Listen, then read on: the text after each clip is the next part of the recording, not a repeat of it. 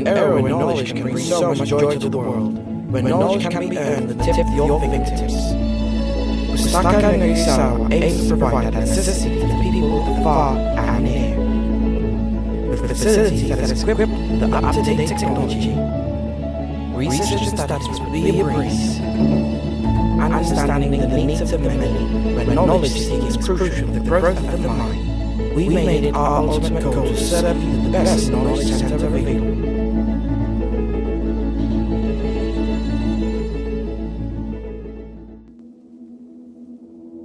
Outside our walls, we go and reach out to users and potential users in hard-to-reach areas. We go over and beyond by traveling to the suburbs to spread knowledge.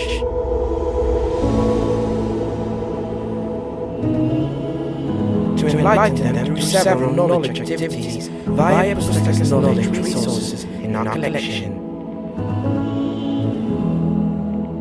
Our responsibility to share latest technology and information. This way, we can ensure that passion to seek knowledge never fades.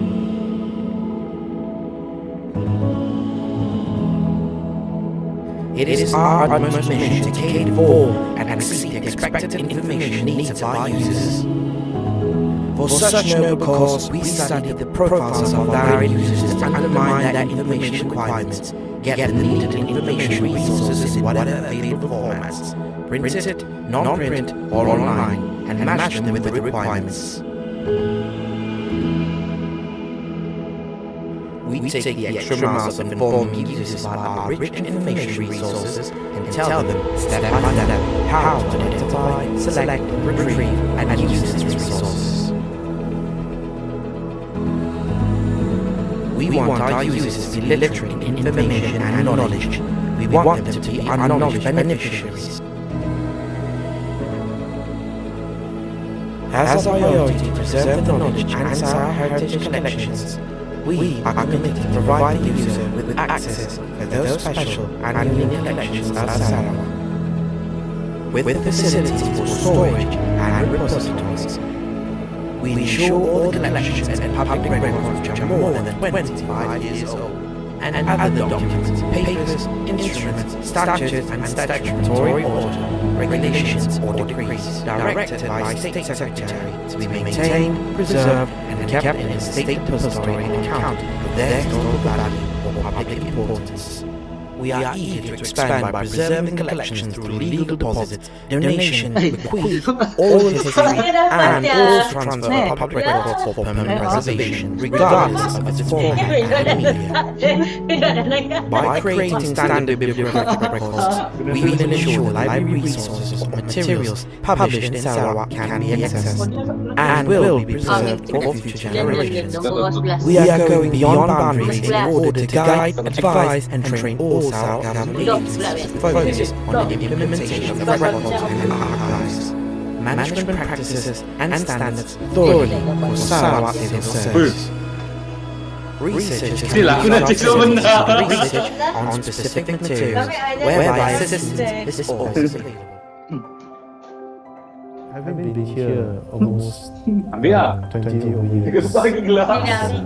using Pustaka. It has been a very encouraging experience. Looking at the staff, how they operate this place, and for the past 20 years, this place is still in very good shape. It's even better now. So this is something that is very encouraging for us as a user. I think the best thing is that the library actually somehow in a small way first of all, I think the best is that I don't provide so many. And then you don't have to search so far away, but you already can find it in the library. It makes life easier. You can see maybe you say readers very confined to maybe Tadi mula ni kata nak apa yang dipasang. the books make you more extrovert. Kereta jangan main-main kita pun nak pasang ni ini. Thank you very much. Cakap saya connect direct ni ya. Sige apa nama? Sige sama ada kamera tapi dia connect ke robot atau yang record.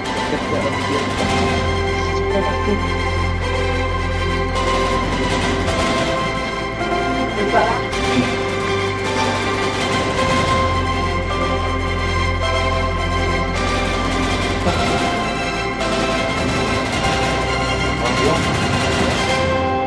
kah ataupun Hutan ada juga, siapa yang nak apa boleh juga. butok?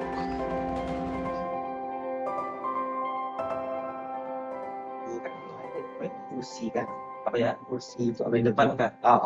Katok main enggak ada sofa ya depan. Oh ada. Oh ada. Katok main kah ke tengah?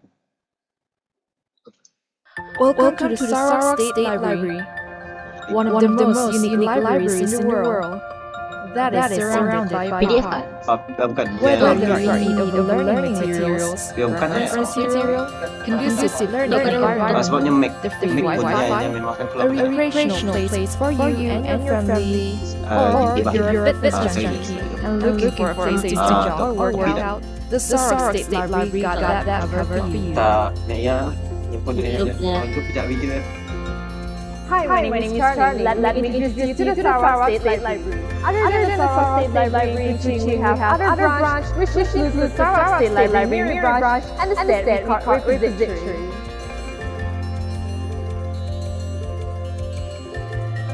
The State Library has a variety of collections, which includes the main collection, the reference, the special collection, and the collections. The main collection includes topics ranging from philosophy, religion, social sciences, languages, pure science, technology, art, literature, and history. Macam ni mana pun nak. We do have non-fictional collections to suit your leisure reading. Did I mention that we have newspaper that we update daily and are available in the newspaper room? No, we have that too. Lagi juga borang macam. The reference material ranges from Dictionaries, manuals, handbooks, encyclopedias, and atlases. The reference material can be identified from the red level at the spine of the book. These materials are only to be used in the library and not to be borrowed. Photostat is allowed. Simply purchase the photocopy card at the circulation counter level 1. Terakhirnya tak? The special collection consists of the relational collection Ini nak milik and dong. historical collections. Tu. To complete these, we have collections to suit our junior reader. Now, these collections are available for the younger user at the Children Infotech, which is the ground floor of the library. Aside from that, we have computers available for you at same floor in the Multimedia Gallery MMG. To use a computer, make sure that you have registered as a member of the library. Then, just fill in the logbook at the registration counter, and that is about it. Other than the mentioned material, other material is accessible online. For the convenience of our user, we provide online services as well. I'm talking about the online public access catalog or PAC. All our collections are registered in your PAC, whereby it can be accessed anytime, anywhere. With that being said, by simply looking up www.librarynet.com.my, user get to check the availability of the books that they are interested in online. OPEC also allow users to locate the materials that they want by obtaining the call number of the book. Call number can be seen in the spine of the book. In other words, you can browse our OPEC and locate the material that you want and reserve it in status checkout at the comfort of your home. How convenient is that? In the case that the book is available in other library, loaning book is made possible with the interlibrary loan, whereby user could loan books from other library with just a fee of 2 ringgit. What's more, book loan is available for institution or agency that have registered with the library. This institution can loan up to 50 to 200 books without fee. Aside that, we have vast online database collection exclusively for our member. Our online databases includes journal, magazine, newspaper, and books. To enjoy the unlimited pass, simply log in using the username and password that you have created during registration. Other than browsing the OPEC for books and accessing the online database, you could also do an online renewal and request for books too. Wi-Fi is available for our user at the library compound. To connect to the Wi-Fi, select LibraryNet from the list of Wi-Fi available, and a pop-up will appear asking for the username and password that you have created during registration. Fill that in and you have the access. Now all these are accessible to our member for free. You heard that right, for free. To register, simply provide the librarian at the registration counter on the ground floor with your identification card or passport. The librarian will guide you to fill in a short online form. Activation will be done immediately after you press the submit button. Just remember to approach the librarian for your membership activation. Renewal of membership done yearly. Like the registration, the renewal of membership is also free. Have the habit of misplacing things? Right now, we do not provide our user with membership card. However, to access all the services and for future transactions, you will only need to show our librarian your IC. Our memberships are open to the public starting from kids age 4. In addition, you have registered and have forgotten your username or password. Approach a friendly librarian and they will surely lend you a hand. Now on to the do's and don'ts in the library. While we are striving to provide you with the best services, please adhere to the following. No food and lab drinks allowed in the library. No smoking at the library.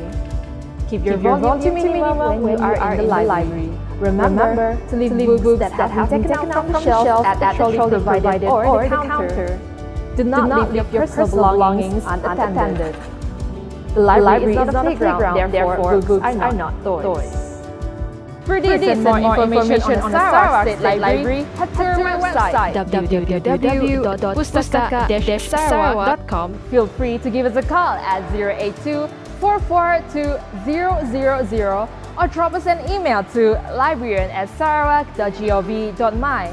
Stay tuned for all events or activity hosted by the library, or for any updates and announcement, follow us on our social media, Facebook, Instagram, and Twitter. Well, that is all from me.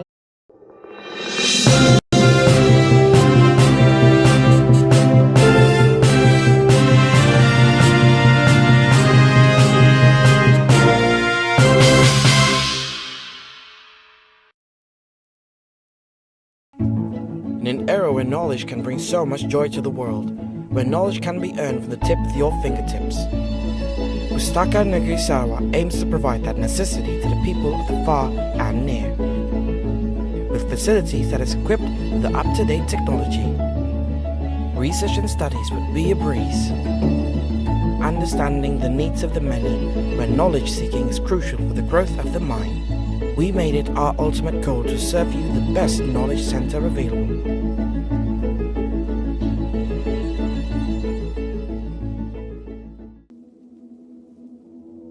Outside our walls, we go and reach out to users and potential users in hard-to-reach areas.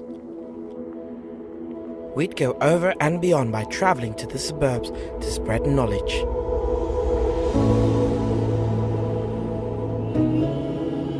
To enlighten them through several knowledge activities via Pustaka's knowledge resources in our collection. Our responsibility to share latest technology and information. This way, we can ensure that the passion to seek knowledge never fades.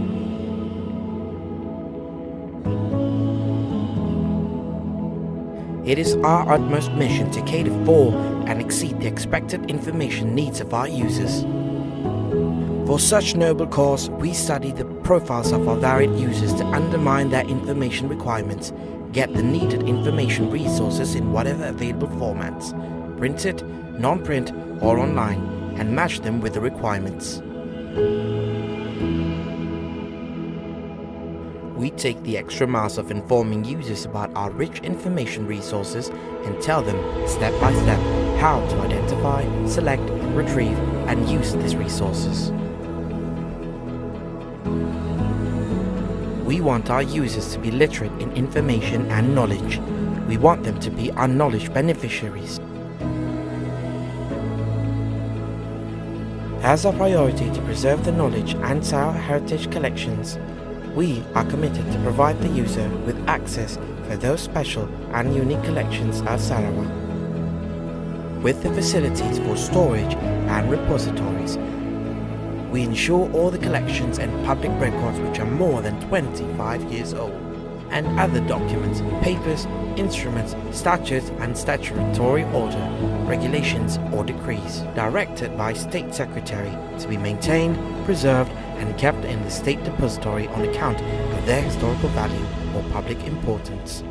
We are eager to expand by preserving the collections through legal deposits, donation, bequeath, oral history, and also transfer of public records for permanent preservation, regardless of its format and media.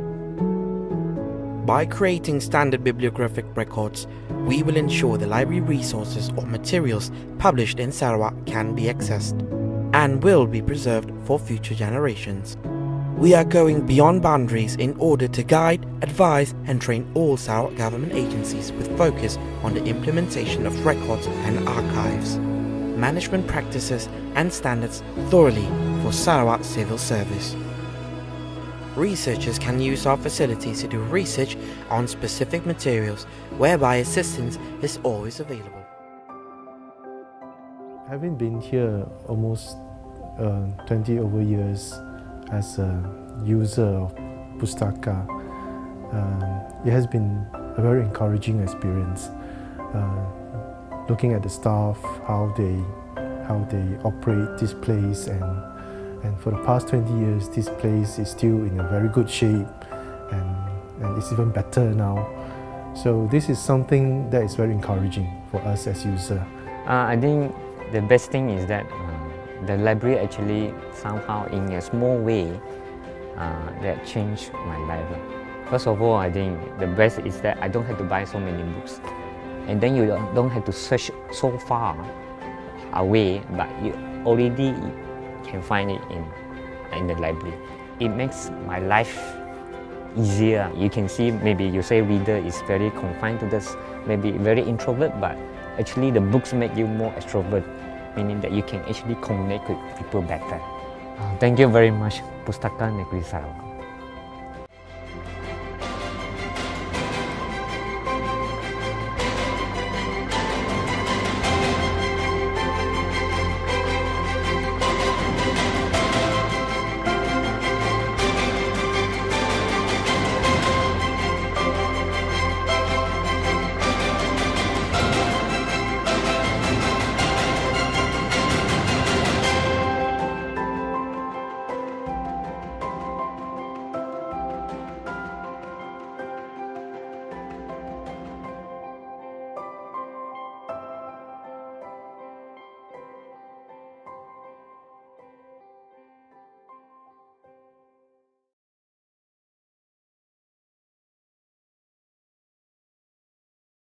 Welcome to the Sarawak State Library, one of the most unique libraries in the world that is surrounded by a park. Whether you are in need of learning materials, reference material, conducive learning environment, the free Wi-Fi, a recreational place for you and your family, or if you're a fitness junkie and looking for a place to jog or work out, the Sarawak State Library got that covered for you. Hi, my name is Charlie. Let me introduce you to the Sarawak State Library. Other than the Sarawak State Library in Kuching, we have other branch which includes the Sarawak State Library Miri branch and the State Record Repository.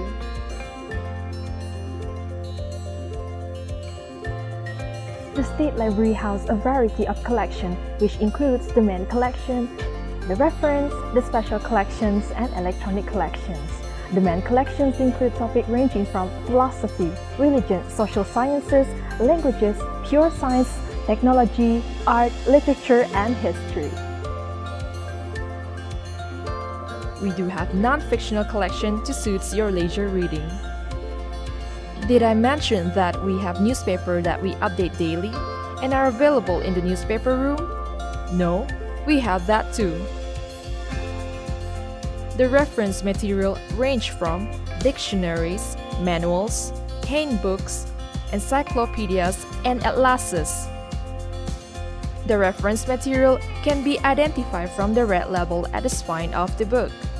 These materials are only to be used in the library and not to be borrowed. Photostating is allowed. Simply purchase the photocopy card at the circulation counter level 1. The special collection consists of the Malaysiana collections and Sarakiana collections. To complete this, we have the collections suits our junior reader. Now, these collections are available for the younger user at the Children Infotech, which is the ground floor of the library. Aside from that, we have computers available for you at the same floor in the Multimedia Gallery MMG. To use the computer, make sure that you have registered as a member of the library. Then, just fill in the logbook at the registration counter, and that is about it. Other than the mentioned material, other material is accessible online. For the convenience of our user, we provide online services as well. I'm talking about the online public access catalog OPAC. All our collections are registered in the OPAC, whereby it can be accessed anytime, anywhere. With that being said, by simply looking up www.librarynet.com.my, user get to check the availability of the books that they are interested in online. OPAC also allow user to locate the materials that they want by obtaining the call number of the book. Call number can be seen at the spine of the book. In other words, you can browse our OPAC and locate the material that you want and reserve it if the status is checked out at the comfort of your home. How convenient is that? In the case that the book is available in other library, loaning book is made possible with the interlibrary loan, whereby user could loan books from other library with just a fee of 2 ringgit. What's more, Buck Loan is available for institution or agency that have registered with the library. This institution can loan up to 50 to 200 books without fee. Aside that, we have vast online database collection exclusively for our member. Our online databases includes journal, magazine, newspaper, and books.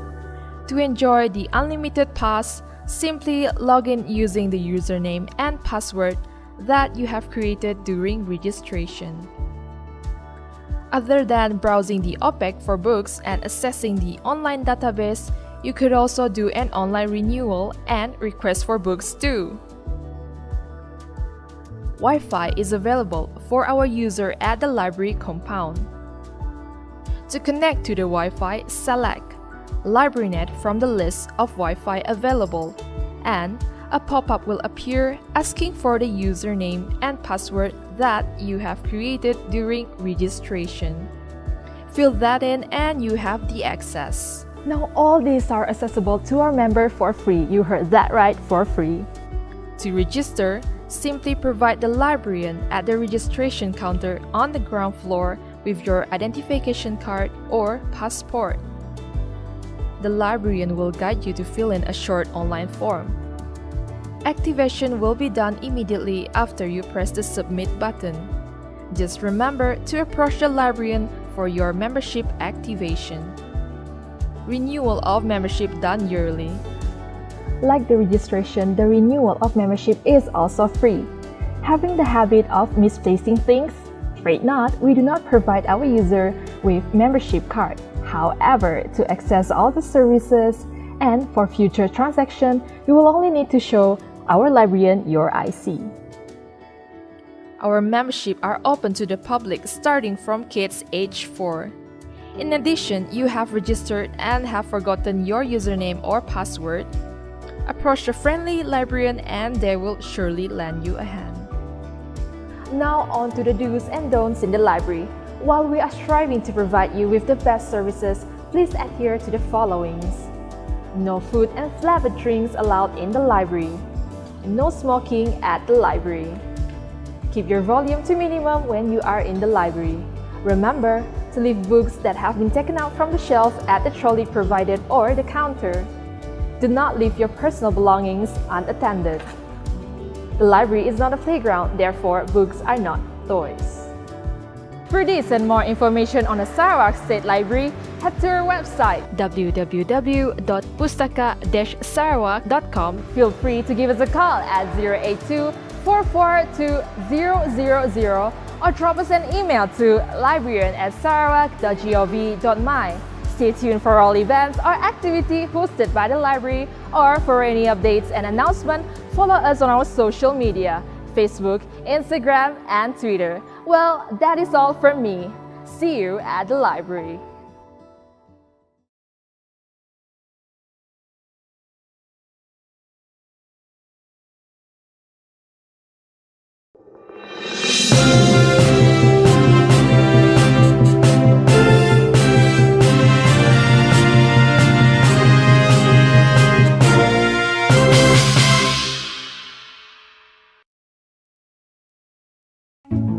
In an era where knowledge can bring so much joy to the world, where knowledge can be earned from the tip of your fingertips, Pustaka Negeri Sarawak aims to provide that necessity to the people of the far and near. With facilities that is equipped with the up-to-date technology, research and studies would be a breeze. Understanding the needs of the many, where knowledge seeking is crucial for the growth of the mind, we made it our ultimate goal to serve you the best knowledge center available.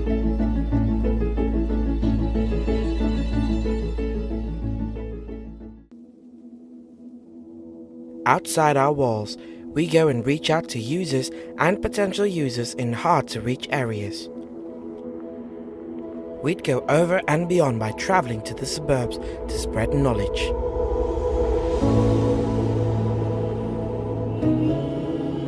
To enlighten them through several knowledge activities via Pustaka's knowledge resources in our collection. Our responsibility to share latest technology and information. This way, we can ensure that the passion to seek knowledge never fades.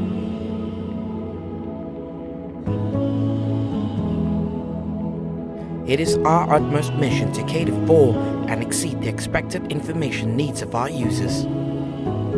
For such noble cause, we study the profiles of our varied users to undermine their information requirements, get the needed information resources in whatever available formats, printed, non-print, or online, and match them with the requirements.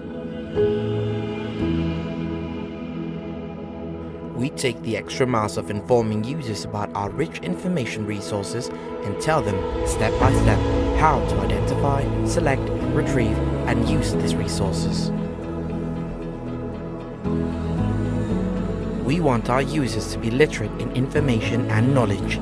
We want them to be our knowledge beneficiaries. As our priority to preserve the knowledge and Sarawak heritage collections, we are committed to provide the user with access for those special and unique collections of Sarawak. With the facilities for storage and repositories, we ensure all the collections and public records which are more than 25 years old, and other documents, papers, instruments, statutes and statutory order, regulations or decrees directed by State Secretary to be maintained, preserved and kept in the State Depository on account of their historical value or public importance. We are eager to expand by preserving the collections through legal deposits, donation, bequeath, oral history, and also transfer of public records for permanent preservation, regardless of its format and media. By creating standard bibliographic records, we will ensure the library resources or materials published in Sarawak can be accessed and will be preserved for future generations. We are going beyond boundaries in order to guide, advise and train all Sarawak government agencies with focus on the implementation of records and archives, management practices and standards thoroughly for Sarawak civil service. Researchers can use our facilities to do research on specific materials, whereby assistance is always available. Having been here almost 20 over years as a user of Pustaka, it has been a very encouraging experience. Looking at the staff, how they operate this place, and for the past 20 years, this place is still in a very good shape, and it's even better now. So this is something that is very encouraging for us as users. I think the best thing is that the library actually somehow in a small way that changed my life. First of all, I think the best is that I don't have to buy so many books, and then you don't have to search so far away, but you already can find it in the library. It makes my life easier. You can see, maybe you say reader is very confined to this, maybe very introvert, but actually the books make you more extrovert, meaning that you can actually connect with people better. Thank you very much, Pustaka Negeri Sarawak.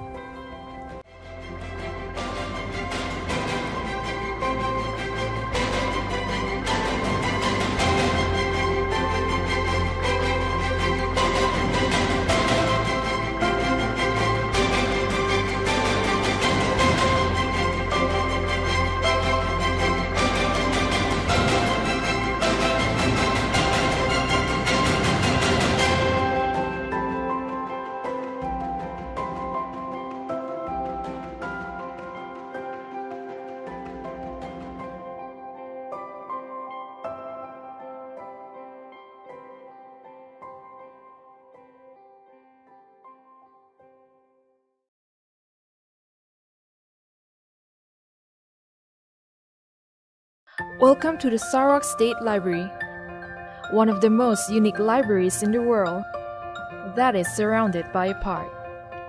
Whether you are in need of learning materials, reference material, conducive learning environment, the free Wi-Fi, a recreational place for you and your family, or if you're a fitness junkie and looking for a place to jog or work out, the Sarawak State Library got that covered for you. Hi, my name is Charlie. Let me introduce you to the Sarawak State Library. Other than the Sarawak State Library in Kuching, we have other branch which includes the Sarawak State Library Miri branch and the State Record Repository.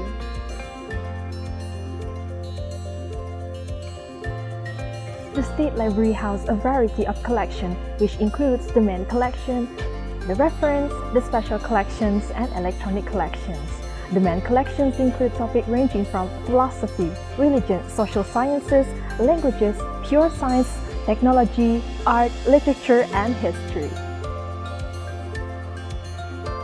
We do have non-fictional collection to suit your leisure reading. Did I mention that we have newspaper that we update daily and are available in the newspaper room? No, we have that too. The reference material range from dictionaries, manuals, handbooks, encyclopedias, and atlases. The reference material can be identified from the red label at the spine of the book. These materials are only to be used in the library and not to be borrowed. Photostating is allowed. Simply purchase the photocopy card at the circulation counter level 1. The special collection consists of the Malaysiana collections and Sarakiana collections. To complete these, we have the collections suits our junior reader.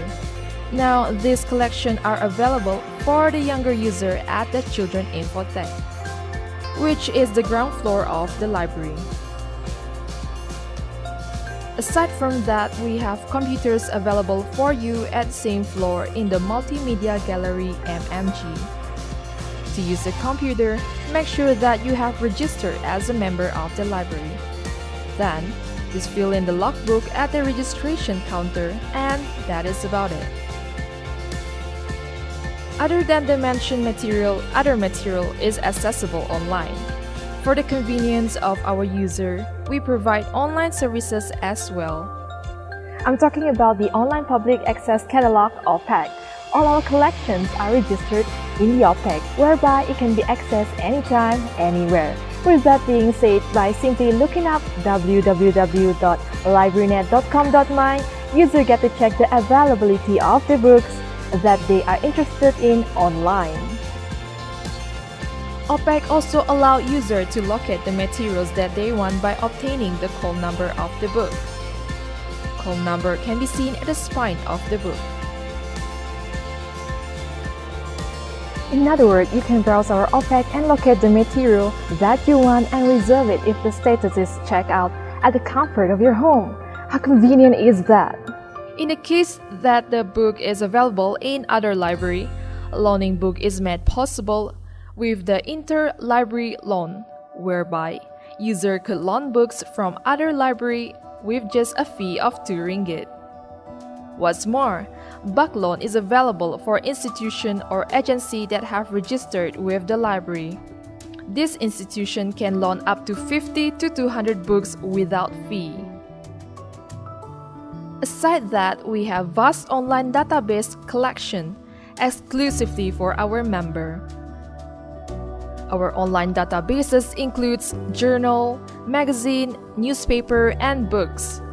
To enjoy the unlimited pass, simply log in using the username and password that you have created during registration. Other than browsing the OPAC for books and accessing the online database, you could also do an online renewal and request for books too. Wi-Fi is available for our user at the library compound. To connect to the Wi-Fi, select LibraryNet from the list of Wi-Fi available, and a pop-up will appear asking for the username and password that you have created during registration. Fill that in and you have the access. Now all these are accessible to our member for free. You heard that right, for free. To register, simply provide the librarian at the registration counter on the ground floor with your identification card or passport. The librarian will guide you to fill in a short online form. Activation will be done immediately after you press the submit button. Just remember to approach the librarian for your membership activation. Renewal of membership done yearly. Like the registration, the renewal of membership is also free. Having the habit of misplacing things?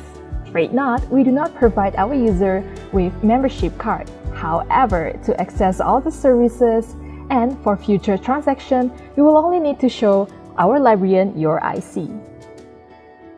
Our membership are open to the public starting from kids age 4.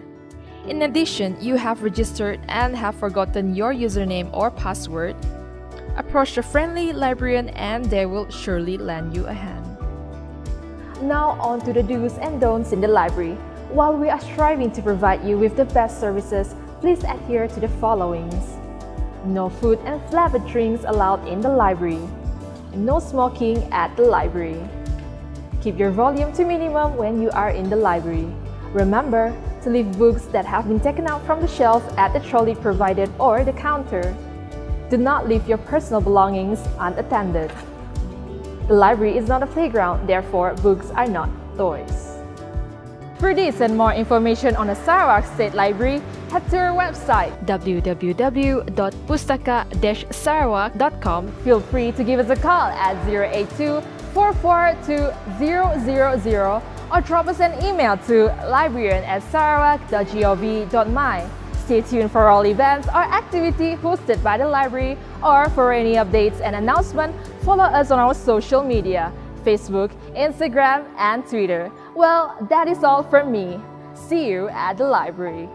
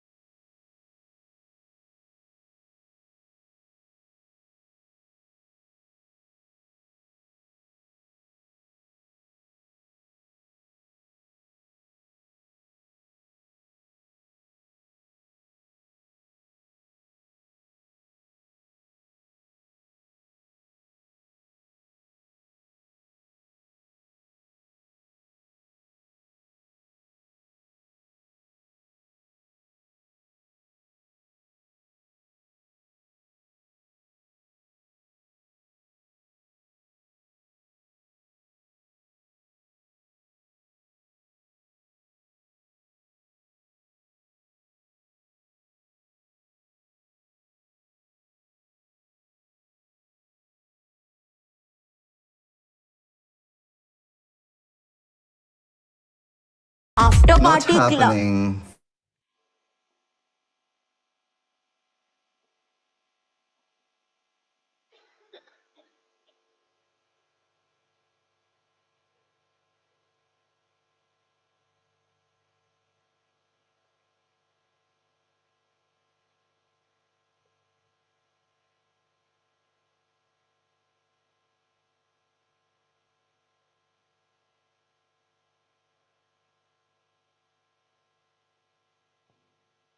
सबसे अलग है vibe मेरी मिलिए Asmara से जिन्हें जाना तो था कनाडा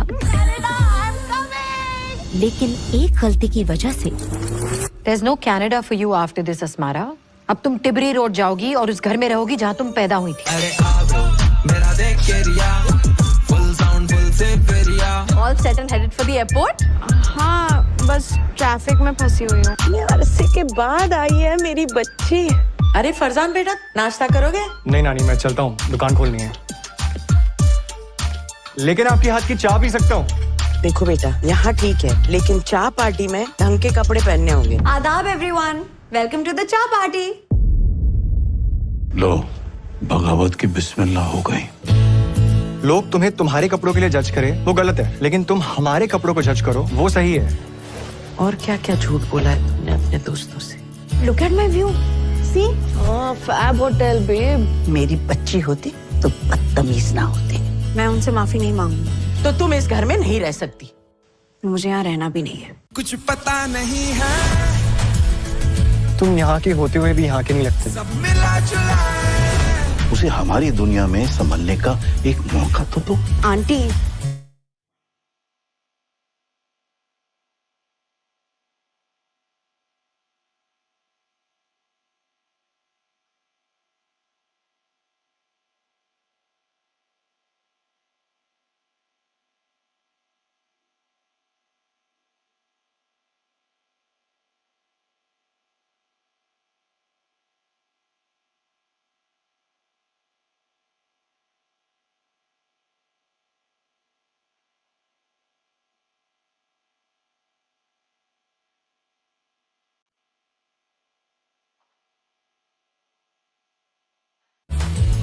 अख्तर बेगम, दादी, नानी।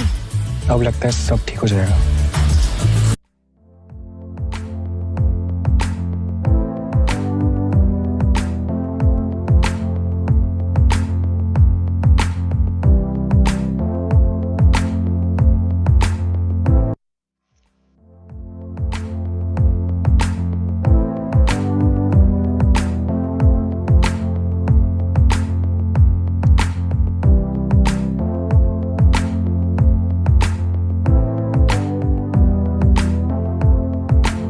Very good morning, everyone. How are you today? Yes, great to see some book enthusiasts come to this event this morning.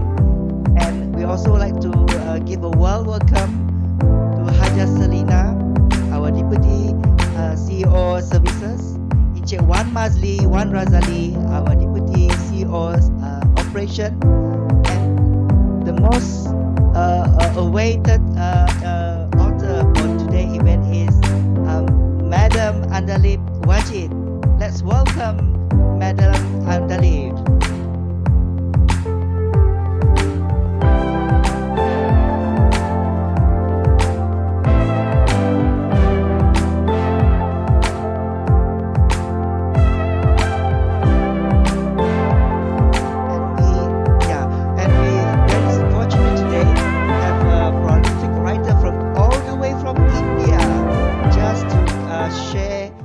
Experience as author for the past 40 years, yeah? 14 years. Let me read. Let's shop till we drop. Dad, can I please pick your pocket? पिछले हफ्ते ही तो पैसे दिए थे तुमने। आपको पता है यंग होना कितना महंगा है? Hair, skin, nail. Andaleeb Wajid is a hybrid author, having published more than 45 novels in the past 14 years. Andaleeb enjoys writing in a number of different genres such as young adults, romance, and horror. Andaleeb romance trilogy Jasmine Villa series was published by Westland in February 2023. A novel, The Hana Startup, was published by Duckbill Penguin Random House in December 2023. She has a graphic horror novel out with HarperCollins in May 2024, coming soon, yeah? Yeah, and a YA romance with Speaking Tiger in June 2024. Her YA novel Asmara Sama has been adapted for a web series on Amazon Prime, releasing April, just recently, 2024. Welcome, Andaleeb. Yeah.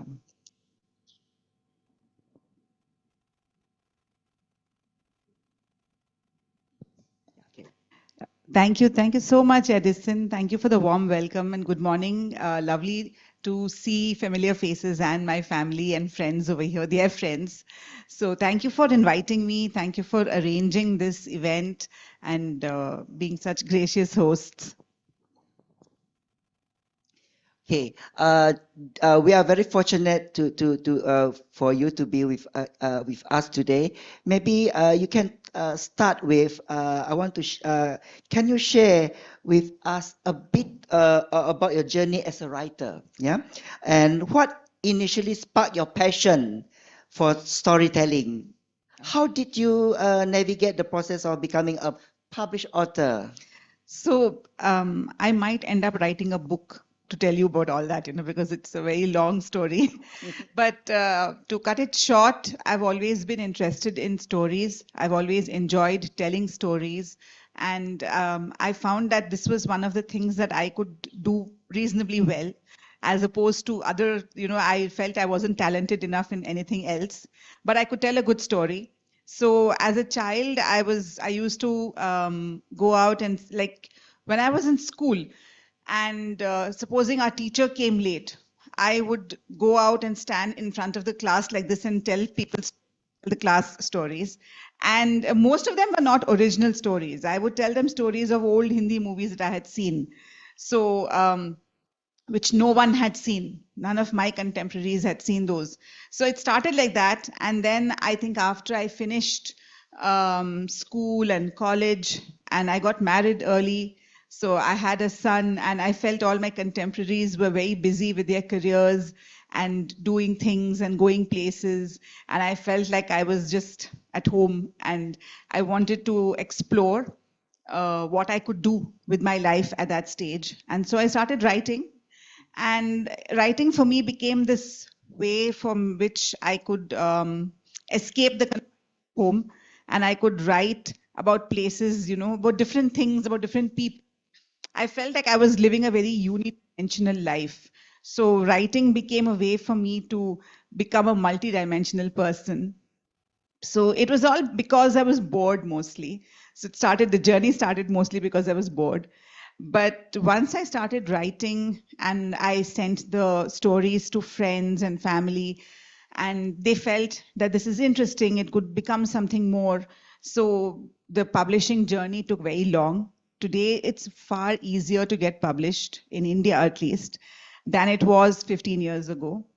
And it took me quite a few rejections for my first novel to get published. And after that, I realized this is what I want to do for probably the rest of my life. So I got back into writing, and with very focused and determination. So that's how I started writing and got into writing, and it's kind of brought me here finally. And Andaleeb, your work span across various genres, yeah, age groups. What drew you to explore such diverse storytelling avenue? And how do you approach crafting narrative that resonates such a broad audience? So that's a very interesting question. I don't like to be bracketed in a certain genre, mostly again because I get very bored. So if I have to just write romance, if I am called a romance writer, at the end of maybe my whatever number of novels I've written, I might end up making the protagonists kill each other, because I get fed up. So the reason why I write in different genres is I don't want to be just bracketed in one. And also it's fun to explore different genres. It's a learning journey. And I want to explore. It's a challenge. Writing something in a different genre is always a challenge. So writing romance comes very easily for me, but writing horror is very difficult. And especially because I feel that romance is a universal emotion. Everyone feels when you read something about how two people interact and they fall in love, everyone can relate to it in a certain way. But when you read a horror novel, what scares me might not scare you. So it's very difficult. Horror is very subjective, and I find it's very difficult to convey that sense of dread in a book. Because in a movie, you have a lot of these things like sound effects, and you have jump scares, and all those things, and those scary faces, all that. But in a book, to convey that sense of dread as you're reading is very difficult. So I find horror very challenging, and at the same time, it's exciting also because of that. As for age groups, I actually started out writing fiction for children. So my first audience was always children. I used to write short stories for a local newspaper back in India, in Bangalore. And I started out writing short stories, and I think some of those children are now adults who are reading my romance novels. So writing for children was something that was very natural for me, and it progressed to writing for young adults, and that is teenagers. And I always say that young adult books are for anyone who is young at heart. So having said that, I kind of graduated to writing for different age groups, because I like the process challenging, to be able to do something that I haven't done. So some of the genres I feel like I can't do. I can't possibly do justice to would be crime fiction, because that would involve a lot of research. And I don't think my mother will be happy if I go to a police station to, talk to some policemen. So whatever I can do research or online, I might be able to, So crime fiction, I love reading crime fiction, but I don't think I can ever write it. So I move on to your latest book, Asmara Summer. This is actually from 2016. 2016, yeah? Yes. Yeah. So 8 years talk ago. about this Asmara Summer? Yeah. So Asmara Summer was a story that I originally wrote in 2015, and I pitched it to my publisher, Penguin Random House, and they accepted it. It was published around this time in 2016, and it's a story of this young girl who is very popular, who's very, very conscious, very class conscious, but not in a snobbish way. She is just the way she is. And for a month, she has to go and stay with her grandparents in a slightly down market sort of locality. She's already told her friends that she's going to Canada vacation. So she doesn't tell them that she's going to her grandparents' house. She tells her friends that she's still going to Canada, and she pretends that she's in Canada. But this 1 month that she is there in her grandparents' house, it transforms her, it changes her. So when this book reached one of my producers, Seema Mohapatra, she really enjoyed it. And she's been trying to get it adapted ever since 2016. So we've been working on it. She has been working on it since 2016. And finally in 2022, Amazon greenlit it, and the show was made last year, and it was released last week, and it's been doing really well. Can we show the clip? Is it possible? Asmara Summer into a it's called Dil Dosti Dilemma, and it's on Amazon Prime. And anyone who has Amazon Prime can watch it here in Malaysia also. Yeah.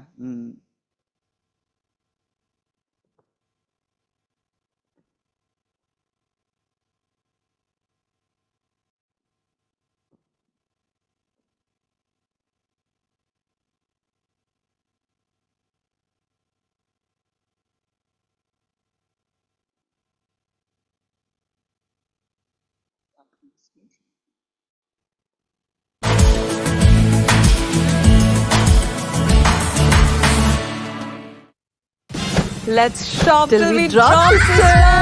Dad, can I please pick your pocket? पिछले हफ्ते ही तो पैसे दिए थे तुमने। आपको पता है यंग होना कितना महंगा है? Hair, skin, nails, lunch, brunch, dinner, after party, club. सबसे अलग है वाइब मेरी। मिलिए अस्मारा से, जिन्हें जाना तो था कनाडा, लेकिन एक गलती की वजह से There's no Canada for you after this, Asmara. अब तुम टिबरी रोड जाओगी और उस घर में रहोगी जहाँ तुम पैदा हुई थी। All set and headed for the airport? हाँ, बस ट्रैफिक में फंसी हुई हूँ। ये अरसे के बाद आई है मेरी बच्ची। अरे फरजान बेटा, नाश्ता करोगे? नहीं नानी, मैं चलता हूँ, दुकान खोलनी है। लेकिन आपके हाथ की चाय पी सकता हूँ।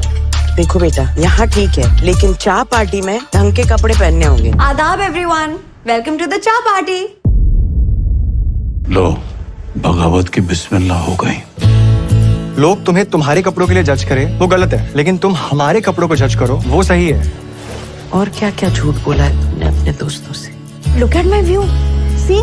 Oh, fab hotel, babe. मेरी बच्ची होती तो बदतमीज ना होती। मैं उनसे माफी नहीं मांगूंगी। तो तुम इस घर में नहीं रह सकती। मुझे यहाँ रहना भी नहीं है। कुछ पता नहीं है, तुम यहाँ की होते हुए भी यहाँ की नहीं लगती। सब मिला जुला है। उसे हमारी दुनिया में संभलने का एक मौका तो दो। आंटी, अख्तर बेगम, दादी, नानी। अब लगता है सब ठीक हो जाएगा। अब खुला खुला इस बच्चे ने तो बने बनाए काम पे पानी फेर दिया।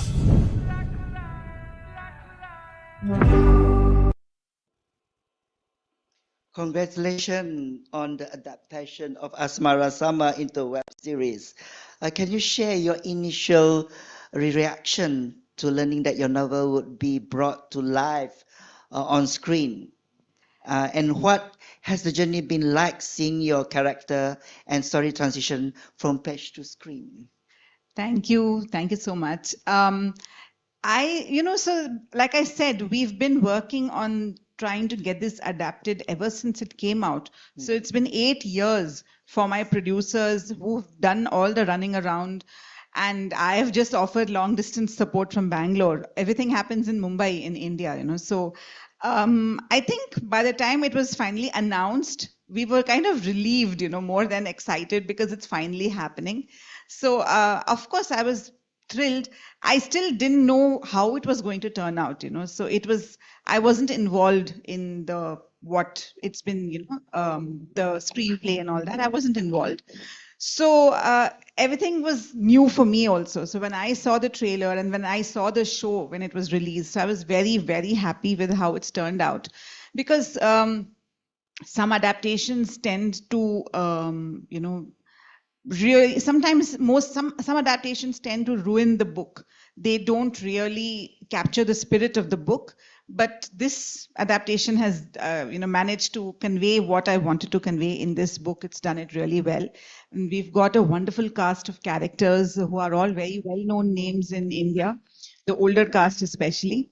So the grandparents and all that. So they're all well-known names in India, And the younger cast is also so good. So it's been a wonderful experience. Seeing it come to life on screen is still a little unbelievable for me, that I can't believe it's happened, and and it's happened kind of so well and so perfectly. I'm really happy about it. And Asrama Summer tackled theme of youth, right? Friendship and self-discovery. How do you envision this theme translating into screen? And what do you hope viewer to take away from the series in terms of messages and insights? So I think the screen version has given more time to Asmara's friends also, compared to what I had done in the book. So the book was focused on Asmara. So that's why it's called Asmara Summer. But the show wanted to give it a, widen the world, the scope. So they've focused on her friends also, their stories. So I feel it's, I think the message, the theme here is about owning who you are, So a lot of time, I think, especially teenagers, they're not happy with the way they are. They want to escape that and they want to be someone else. And that's the message that I wanted to give in the book also, that there are, that in life, sometimes you can get very far when you are authentic, when you are true to yourself.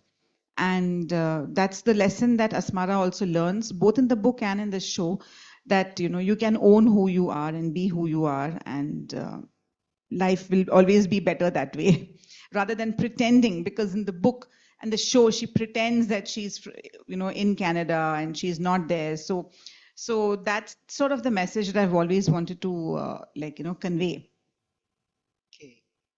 There's one question that I get from our audience.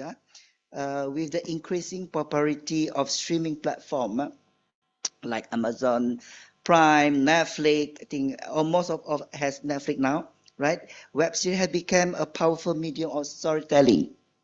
How do you see the adaptation of Asrama Sama contributing the landscape of web series and its potential impact on viewers? I think the impact has already, I can't measure the impact. I'm just another viewer like everyone else. And it's just that my book has been, made into the show. So I don't know about the impact as such, but I think it's opened up the conversation to having stories like this. I think what's happening right now, especially in certain countries, is that a lot of the web series are quite dark. They're quite dark. They're very edgy. They're, there's always something, so I think a show like this, why it's resonated with viewers is it's because of its freshness, and it's because it's light-hearted and it's fun, and it's not moralizing or preaching to anyone.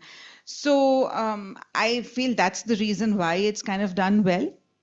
But again, I don't know how to measure that. So I'm just another viewer, another person in the audience.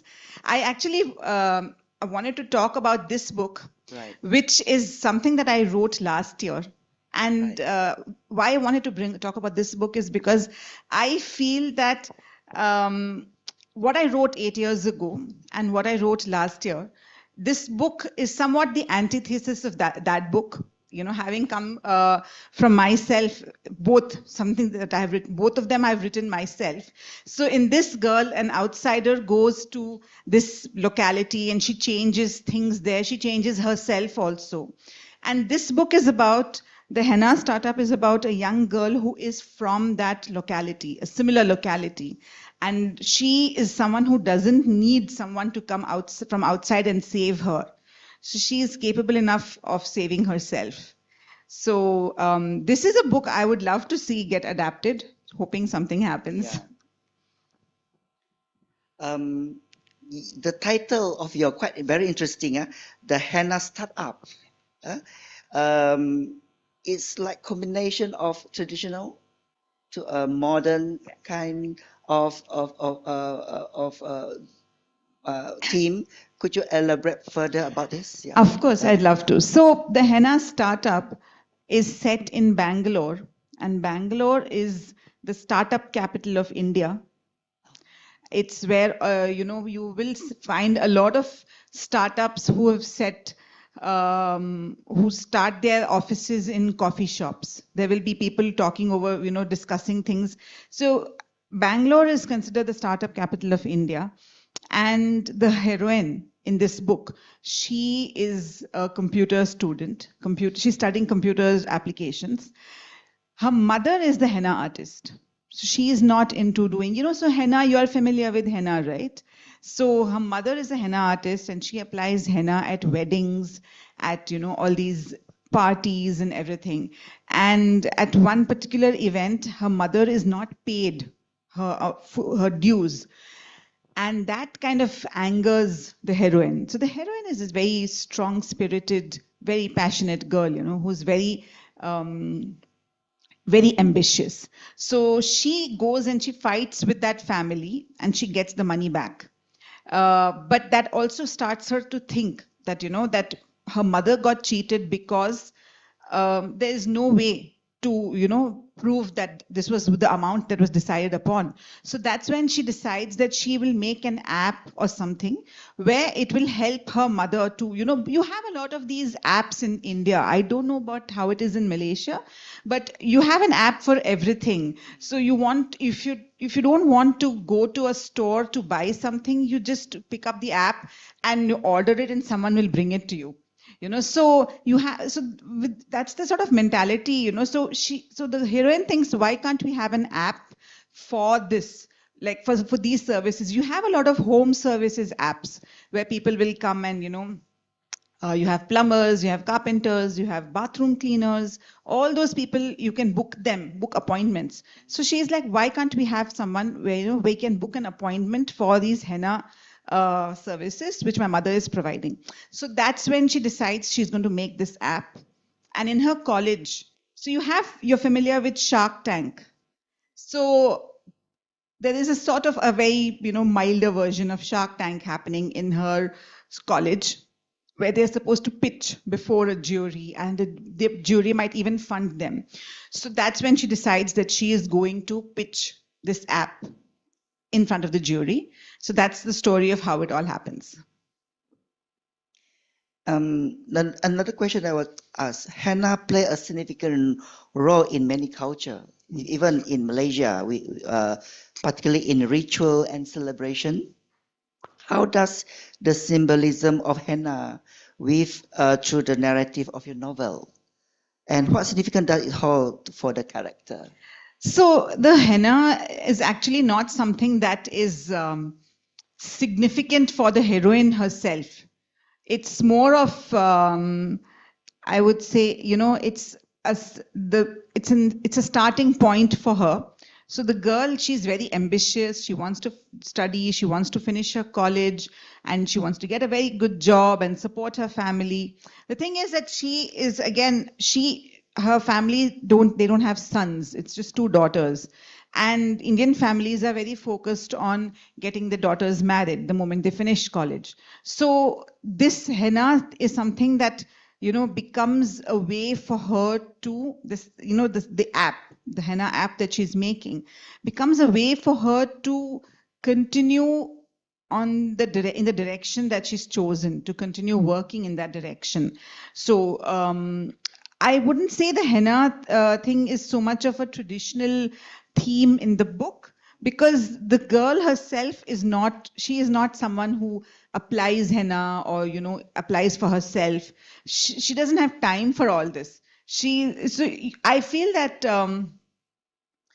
so many things that in life, you know, they're a product of privilege. So even, you know, applying henna is something that this girl considers a waste of time for herself, because it takes away time for her from her studies, from her whatever she's planning. So this is just something that she wants to do to make her family, you know, live a better life. I think another one I would like to ask is the female entrepreneurship. Is quite is prominent theme in henna startup. Yeah. What motivates you to explore this theme, and what message or insight do you hope reader to take away from the experience of your protagonist? So I think, you know, we have a lot of women entrepreneurs in India, you know, and they're amazing women entrepreneurs. But also I think it's the sort of message I wanted to give is that, you know, to not give up because of your gender, to, you know, focus on things that you want, to dream big. And I've always also, it's not something that's entirely relevant to the story, but, you know, our Prophet's wife, Khadija alayhi salam, she was also a businesswoman. So I feel that, you know, women entrepreneurs are not, it's not like an anomaly, you know. I think women are very good at business. And I wanted to also encourage, the idea behind this was to normalize the idea of women entrepreneurs across communities, you know. Yeah. So that was one of the reasons why. But also, the reason why this particular book was written was because my editor wanted me to write something on the hijab ban that we had in India last year. And I said, I'd rather not. This was in 2022. We had a hijab ban in my state. And I said, I want to write a book about a girl who wears her hijab and she does what she wants and she's not bothered about anything. And that's what I'm going to do. So we ended up putting a girl in a hijab on the cover.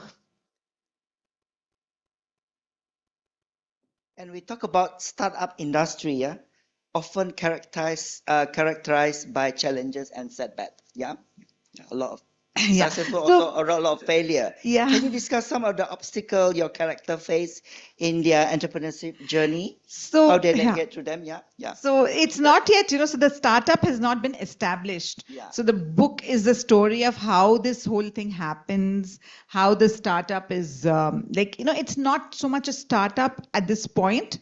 We called it the henna startup because it sounds very nice, but the story is about how the journey, and she does face a lot of obstacles. So the first obstacle that she faces is her parents don't want her to spend any time outside college. They don't want her to spend any time when she's not studying, to not be at home. And she has to go to another friend's house to work on this. Her parents are very strict. So she has strict parents, and her parents are also very focused on getting her married. So halfway through the book, her parents get a proposal for her and they are like, we are getting you married. So she is like, this is crazy, I can't imagine anyone else going through this where I am planning all this, I'm making all these plans, and just because I'm a girl, you want to get me married. So those are the kind of obstacles that she faces, not so much as startup related obstacles. I don't think, there are that many in the book. And also collaboration seems to be a recurring motif in your storytelling, yeah? Whether it's family or professional setting. How do the dynamic of collaboration unfold in henna setups? And what role does it play in the character, personal and professional growth? So personally speaking, I'm not a big fan of collaboration. So as a writers, it's a very lonely job, but it's a very solitary job, and it's something that you feel that only you can do it properly. When you're writing something, it's not something that you can work in a group.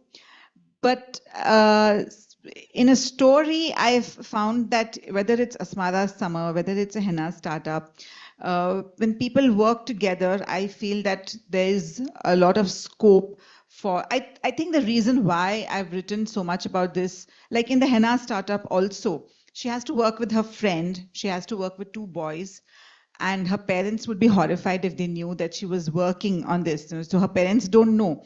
So I think it's because different people bring different things to the table. They bring their different strengths, and it's only fair to realize that working together can always, help in creating a very good product. Like this adaptation, Asmara Summer adaptation, we had a lot of writers working on it. So this is not something that one person could have pulled off. So I think collaboration is very important, but I still have to learn to do it myself. So. Yeah. And finally, what do you hope reader will take away from henna startup? Yeah. So I think there are a lot of things that I want readers to take away. The one is that to never stop dreaming, to keep dreaming and to dream big, and I think there's, what I really want readers is to get to sit down, to feel the story, to enjoy the different elements in it, but also to understand that, ambition is not a bad word when it comes to girls, to women, that women can be ambitious, because I think there is a lot of negativity associated with the word ambition, especially for women in popular culture, in India, in Indian culture, movies. Ambitious women are always shown in a negative light. So I wanted to change that and make it make it look that being ambitious is not a bad thing. Interesting, yeah. Now we go back to your root as your background as published author. 45 novel for the past 14 years. Amazing. So let's could you share your like many aspiring writers often struggle, yeah, with finding their own voice and style.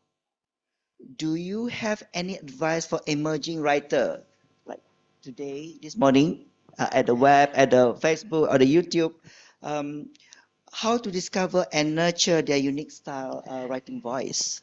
So the one thing that I have learned over all these years is that it takes a little time for you to develop your specific style, but you have to give it that much time. You have to allow for that time, that style, that voice to develop. But the only way that's possible is if you read a lot. So one of the things that I have noticed, unfortunately, is that many people want to write, but no one wants to read. They want to get published without having the, going through whatever catharsis it happens when you're writing, So writing and publishing are two different things. But I feel that if you want to develop your voice, if you want to be a good writer, you also have to read a lot. So my biggest advice to any aspiring writers is to read a lot and to write every day, write consistently. One thing that I read a very long time ago was this artist was being asked, how can a new artist develop their own style? So his advice was to paint, to imitate the masters, the big masters when it comes to painting and artist and art. So he advised people to make copies of these big masters. What happens is that your copy is not going to be exactly like that. So as you keep copying them, you will develop your style. So this is not something that's applicable to writing directly, but what I feel is that if you read enough and if you write consistently, you will develop your voice. You will find your voice, what it is. That's one of the most important things as a writer, is finding your voice. So your voice also, and being a versatile writer means that your voice cannot sound the same across all the books. So you can't pick up Asmada's Summer, which is also first person, and you can't pick up the Henna Startup, which is also first person, and say the voices of the two girls are the same. It has to, so that is something that takes time, that takes a little bit of, I would say, energy and talent. So developing, you have to have some talent, some storytelling talent, but you can always hone it and make it better.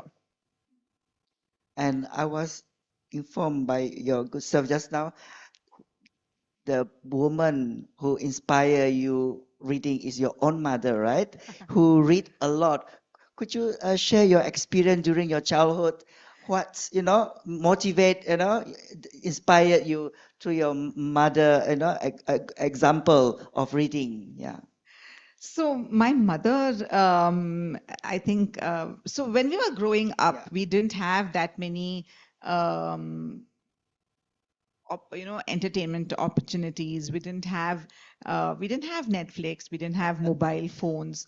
So, I think, and my mother also wanted to read a lot. And I think she kind of handed us books to read so that we would let her read. So that's one of the reasons why I think we kind of got into reading, is because she wanted to, have some space and peace of mind to read her books, and she would let us read. But I think the reading is something that, I also feel that reading is something that you can't push on people. You can't force people to read. It's something that develops on its own, and you have to give it space to develop. And it'll take its time, but eventually people, once they discover, it's just that today attention spans are much lower. Right. And, it's so much easier to maybe watch a TikTok or a reel on Instagram than to get involved in a book. So it takes time. Those things take time. But Yeah, so reading, I've been a very avid reader myself. So that's one of the things that, I think being a constant reader and writing consistently is one of the ways to get good at this. Now we back to the books. The Jasmine Villa series. Can we talk about that? Yeah, has garnered considerable attention, praise from readers. Yeah, what initially inspired you to create this trilogy? How did you develop the concept of storyline over the course of the series? So Jasmine Villa, what happened was I wanted to write a story. It was initially supposed to be one story, and I realized that there was scope for the stories of the heroine's sisters. So, and this was, for me, Jasmine Villa was an experiment because I was just venturing into self-publishing in 2019. And in 2019, I self-published the first novel of Jasmine Villa myself on Amazon. And it did well, which kind of inspired me to write the next one and the next one. And that's how the number of books I've written has grown so much, because I've also been able to self-publish on Amazon. And in 2022, this well-known publishing house, Westland, reached out to me and they said that we would like to publish it. So the reason when I self-publish, I can only bring out an ebook in India. We don't have the opportunity to bring out a paperback. And this paperback is something that has more visibility. It has more reach. So when Westland brought out the books on their platform, and it's available now as paperbacks, I think the books have reached many more readers. The reason why I wrote Jasmine Villa is because I think we don't get to see those kind of stories that often, those sort of romance novels, which are somewhat old school. So we, in India, I think especially, everything is very fast paced in terms of entertainment, So in entertainment also, the romances that you see are very, things have moved to a level I am not comfortable with. So I wanted to recreate the sort of romances that I enjoy reading myself. So I also am an avid romance reader. So I read a lot of romances. So I wanted to write something that would make people feel like, I think once they pick up a book, one of the things that I enjoy most as a writer is that when I write something and I want people to pick up a book and they want to forget, I want them to forget about everything else for a little while and lose themselves in the world that I've created. So that was my idea behind Jasmine Villa.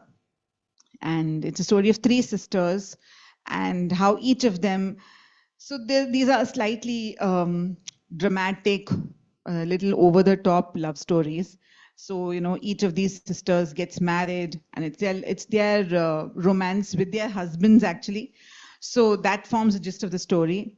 And these are all stories where the love story doesn't end when the hero and the heroine get together, where you have typically and they lived happily ever after. So these are all stories which explore what happens after the happily ever after.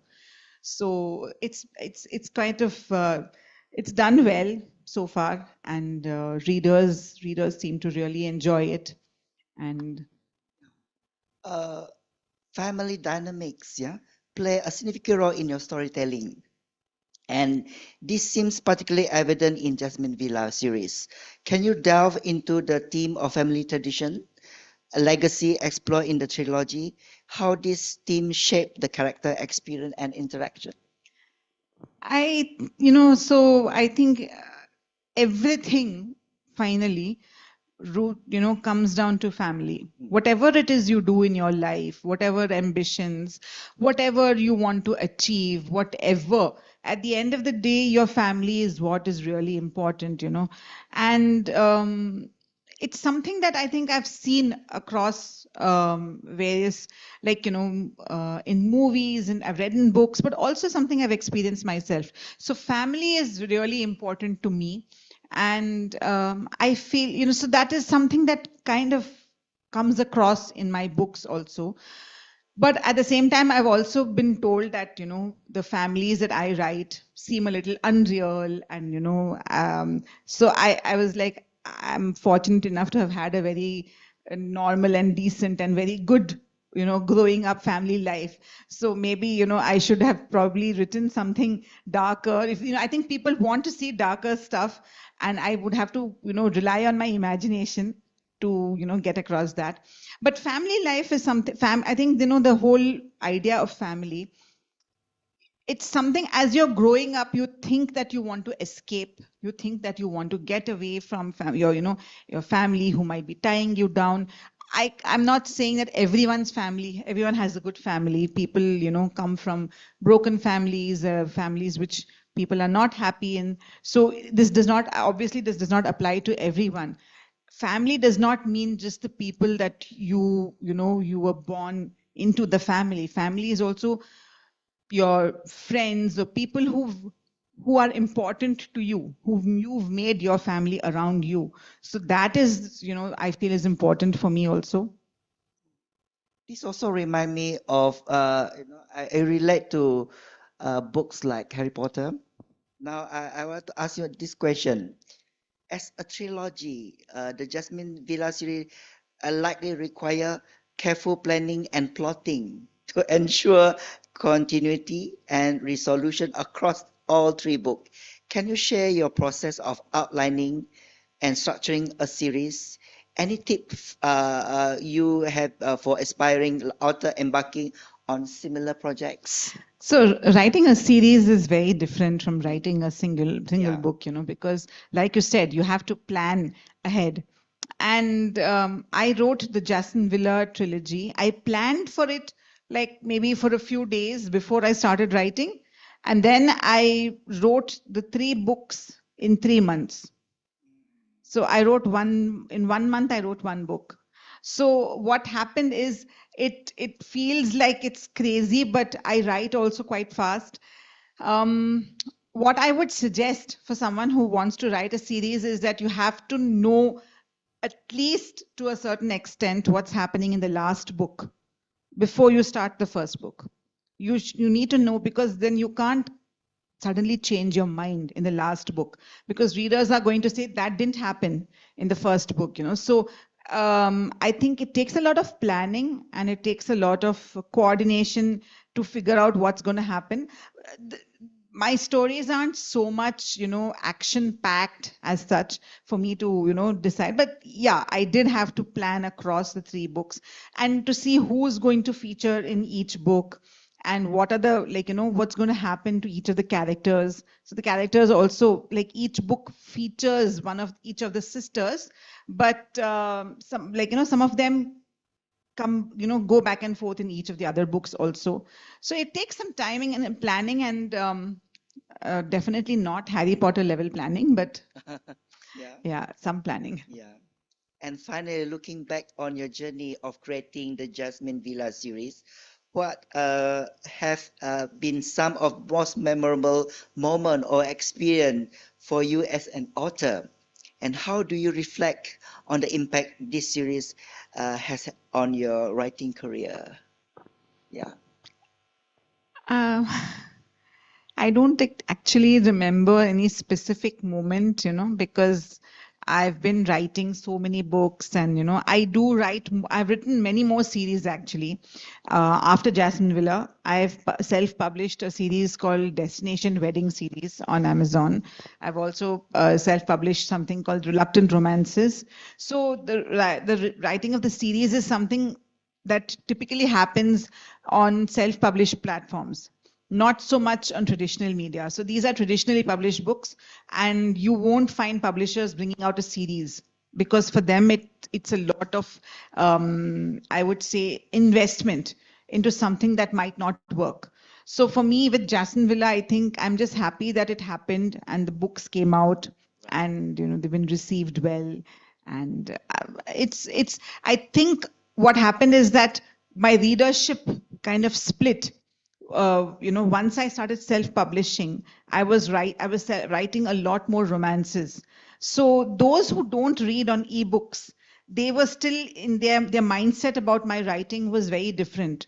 So now that they read the paperbacks, which, of Jasmine Villa, which were published, I think they are very shocked. They are like, we didn't know that you could write, all these steamy romances also. We were thinking that you still write, wrote books like how I'd written. There's this book which I wrote called More Than Just Biryani. So I think that's one of the things that's interesting is finding my older readers rediscover new aspects to my work. Yeah. Okay.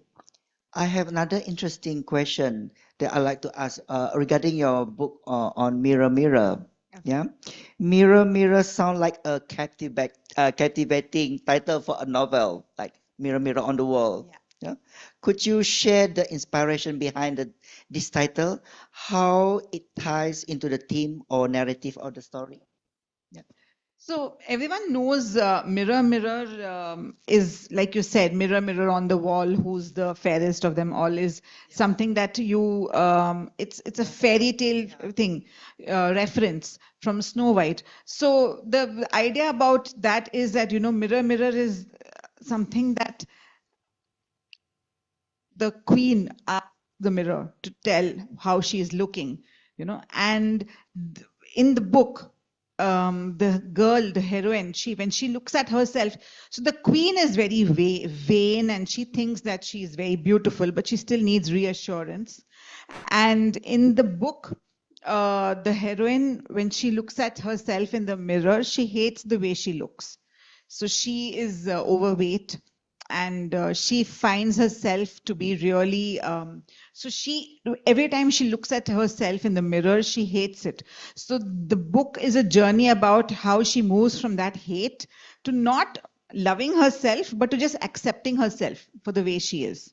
So even if she's not a perfect size, even if she's not reached, whatever size aspirations she has, when she looks at herself in the mirror, she is okay with herself. So that's the journey of the book.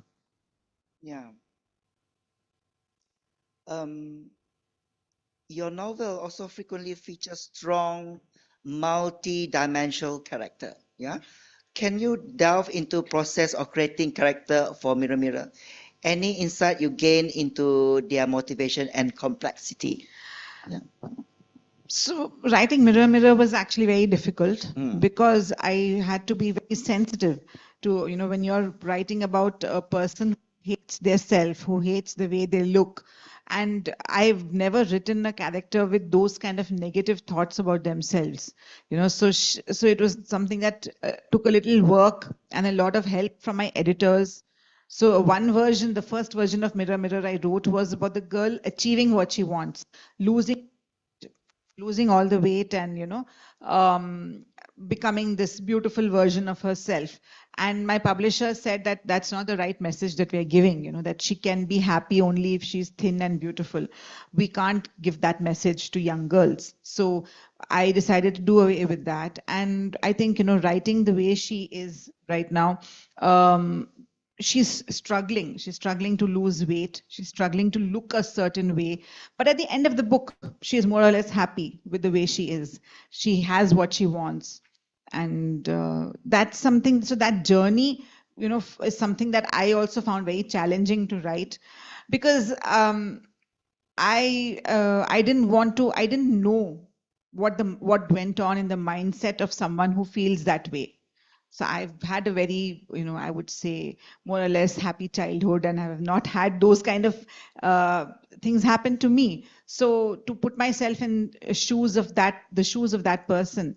So the reception to that book was really good. I've had a lot of people reach out to me, people in their 20s, late 20s, 30s, saying we wish we had read this book when we were young, when we were teenagers, that it's okay to not love yourself, but you don't have to hate yourself either, that there can be a middle ground. I think this is a good example of bibliotherapy books that we can read to make ourselves, we love ourselves, the way how we look.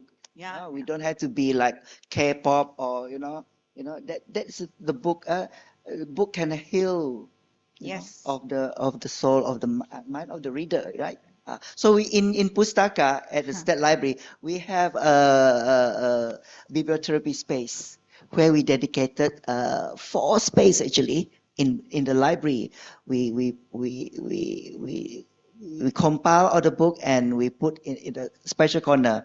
So those who are in need on certain topic, they can go there and read and heal their soul. You know, after traumatic divorce, abuse, child abuse. This is very important. The library also is like a therapy for readers, you know, to heal their soul, their broken soul, like your book, Mirror Mirror. Yeah.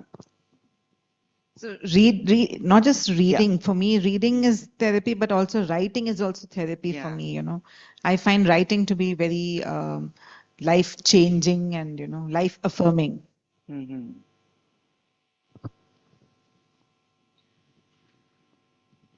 So back to your journey as a writer, could you share this experience of your writing journey? If we have a lot a young audience today, you know, what are your advice to them if they want to be a writer, you know, like you? So I think if you want to be a writer, first thing you would have to be prepared is that you are never going to have enough money because writing doesn't pay well. It doesn't pay well. So I always advise people to have a day job, have another job, have a main job, and treat writing as your special second job. It can't be your main job, you know, because it doesn't pay enough. And whatever money you make is not something that you can live on.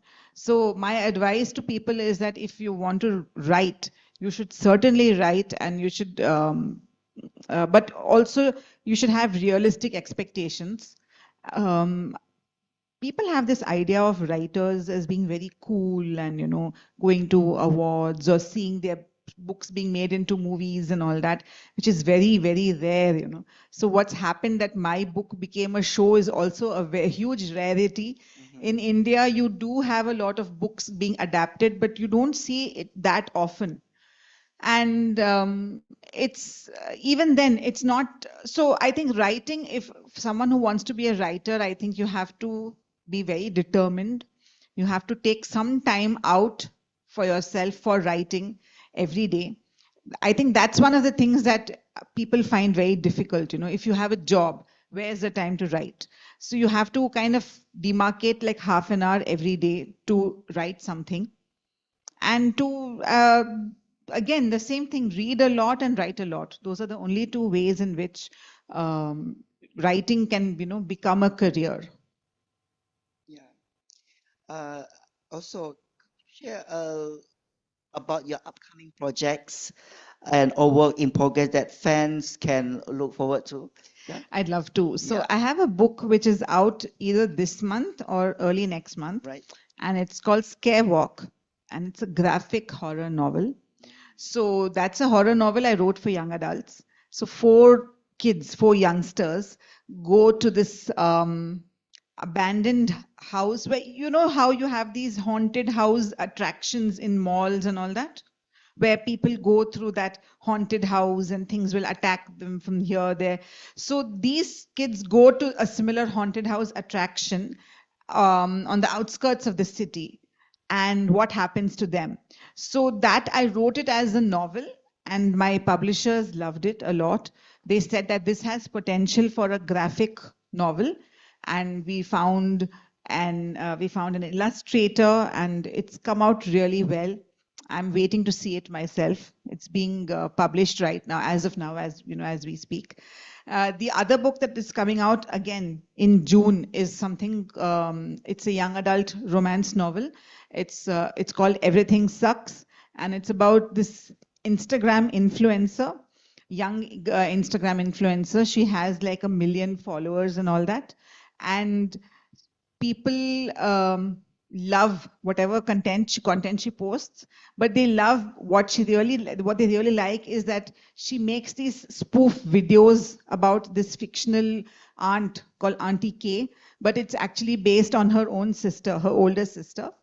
And there is another Instagram influencer who gets into a fight with her, and that is the romantic interest.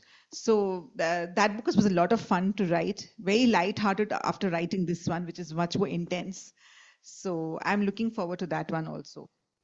Thank you, Andaleeb, for sharing your journey and also the books that you have been write for the past years. So now we open to the floor. If we give the opportunity to our audience online and also physical here. If you have a question to Andaleeb, you can ask, and yeah, open the floor to the audience. Yeah. Let me go to.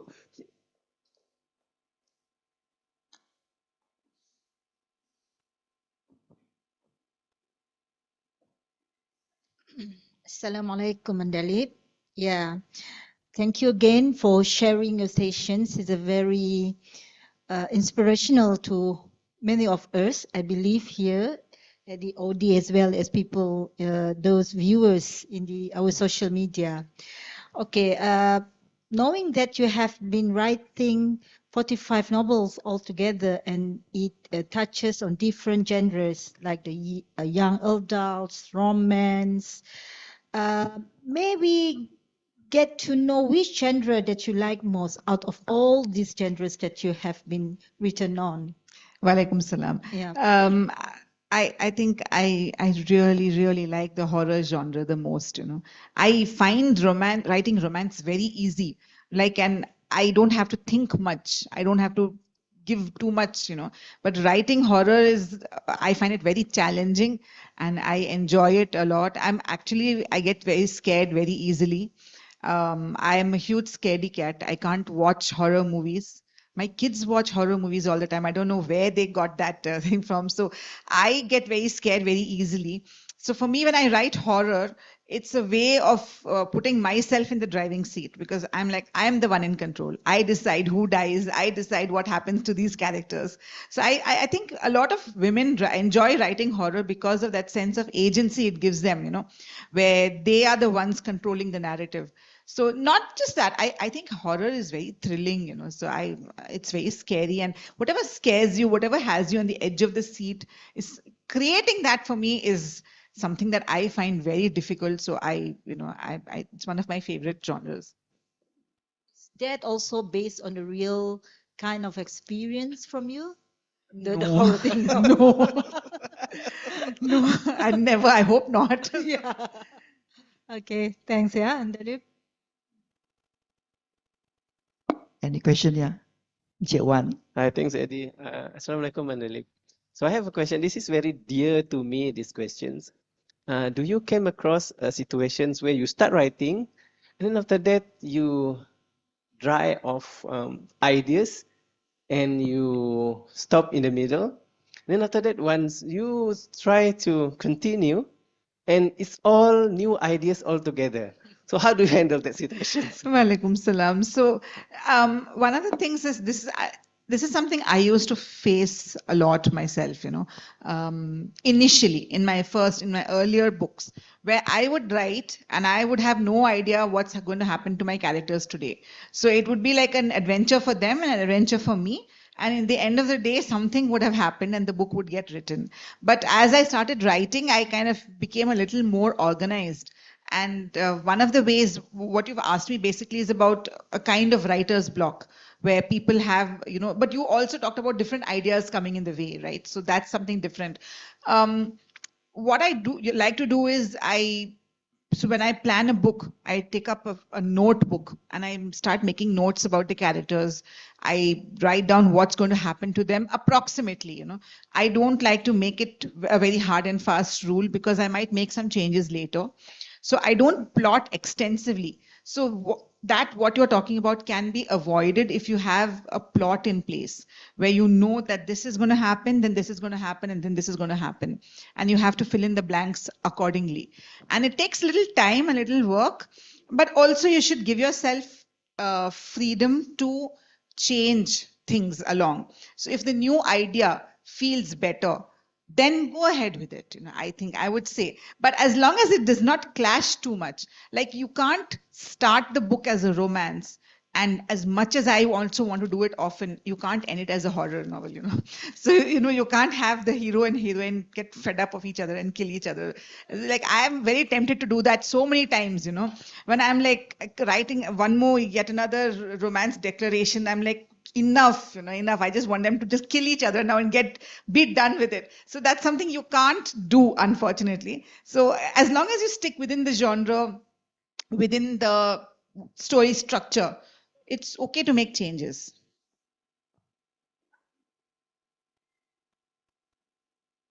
Any more question? Yeah. Assalamu alaikum, Andaleeb. I just want to ask you about, the ending of books. Okay, so do you normally plan, when you're thinking of writing a book, do you have the ending in mind, or do you let it go ahead and, you reach that conclusion? You have a vague idea of how you're going to end it, and then you would reach there? Or, do you at times just like suddenly realize you can't end it the way you originally planned at all? Walaikum salam. So, all of them. Sometimes I know the ending beforehand. Before I start a book, I know the ending. It's actually very rare. I often don't know. I used to worry when I started writing. I used to worry that I don't know how this is going to end. So how can I start writing a book? So I think that is something that I've gotten over with. So I don't know the ending, but more often than not, I work towards it, so that I do realize that this is going to be the perfect end when I reach a certain point. When I'm, say, 75% into the book, I know that where it's going to end. So that I would definitely say that it's, getting to that point, there is a sense of divine thing working. I would definitely say Allah is helping me in reaching that point where I would say, okay, this, especially when it all ties up so perfectly. I was like, I could not have just thought of it myself. This is definitely some higher force at work, leading me to that point. So that is definitely the ending, the way it happens. It feels very organic, but sometimes it's planned, sometimes it's not. So. This young, the young. He can ask me whatever it is at home. What's that? Why does it say 16th of April over there? Yeah. Yeah. Yeah, and that's the wrong date. Yeah. Yeah, it's supposed to be 4th of May. Good. Eagle eye.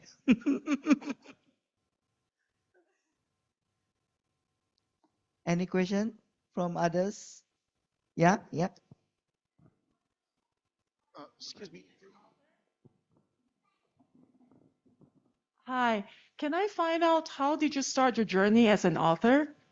Can you share some encouraging words to young writers? So starting a journey as a writer is not something I actively set out to do.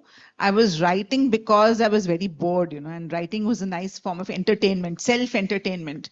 So, and also I think sometimes writers end up becoming writers because they can't find the kind of books that they want to read. So if you can't find a sort of book you want to read, you have to write it yourself. So that's one of the things I think. But my journey started off writing short stories for children and things I'm comfortable with. I would say that if you want to, write, anyone wants to write, you should not start out with something that's very challenging right at first. Start with something that you know. Start something that you are very comfortable with, that you a genre, a story, a theme that is very easy for you to convey. So the easier it gets to expressing yourself, the better it is, and you can move on to more complex themes later on. Thank you. Any more? Any more questions? Yeah. So, Yeah. once you finish a book, how do you feel? I feel many things, So in initial days, I used to feel very, very happy that I would treat myself and my kids to ice cream and all that. Now it's like every few days I'm finishing a book, so it doesn't feel anything.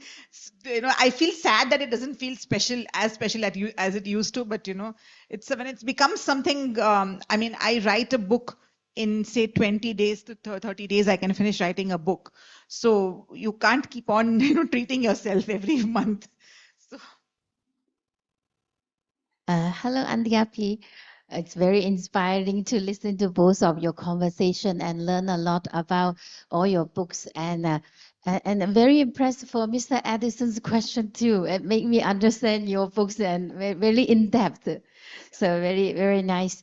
My question is that all your books writing now, it looks like all are fictions, right? Novels. But I read a lot of non-fictions, like reality, self-help, and many this kind of book.